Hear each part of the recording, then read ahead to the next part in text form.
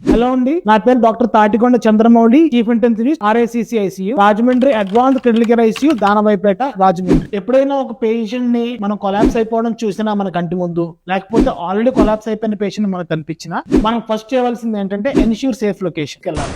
Road మీద accident అయింది అనుకోండి, అక్కడ నుంచి ప్లాట్ఫామ్ మీద తీసుకెళ్ళడం కానీ, లేకపోతే ఎక్కడ మంటల్లో ఉన్న పేషెంట్ బయటకు తీసుకురావడం కానీ చేయాలన్నమాట. నెక్స్ట్ స్టెప్ ఏంటంటే we have to check for the response ఎలా చెక్ చేస్తాం?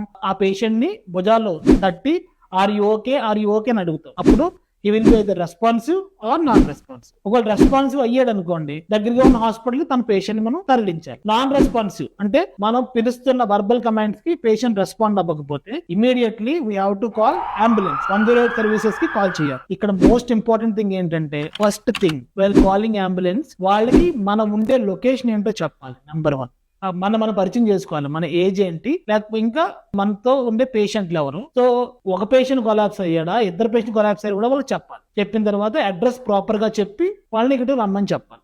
సో ఒకసారి అంబులెన్స్ కి ఇన్ఫార్మ్ చేసిన తర్వాత మనం we have to start the chest compressions exact గా ఎక్కడ స్టార్ట్ చేయాలండి? ఒక మనిషి పడుకున్న తర్వాత బ్రెస్ట్ బోన్ అంటారు, టిప్ ఆఫ్ ద స్టర్నమ్ కి 2 ఫింగర్ బ్రెత్, 2 ఫింగర్ బ్రెత్ పైన స్టార్ట్ చేయాలి చెస్ట్ కంప్రెషన్. సో ఎలా చేయాలి అంటే 30 కంప్రెషన్స్ తో స్టార్ట్ చేయాలన్నమాట. సో మనం కంప్రెషన్స్ చేస్తున్నప్పుడు బయటికి we have to chant out 1 2 3 4 అని మనం చెప్తూ కంప్రెషన్స్ చేయాలి. అలా 30 సార్లు కంప్రెషన్ చేసిన తర్వాత అలాగా 5 టైమ్స్ 30 చొప్పున చేయాలి. ఇది కాకుండా CPR చేస్తున్న టైంలో, కంప్రెషన్ చేస్తున్న టైంలో ఎంత స్పెసిఫిక్ గా చేయాలంటే నిమిషానికి 120 సార్లు కంటే ఎక్కువ చేయకూడదు. డెప్త్ మనం కంప్రెస్ చేస్తున్నప్పుడు ఆ డెప్త్ 5 సెంటీమీటర్స్ కంటే ఎక్కువ ఉండకూడదు.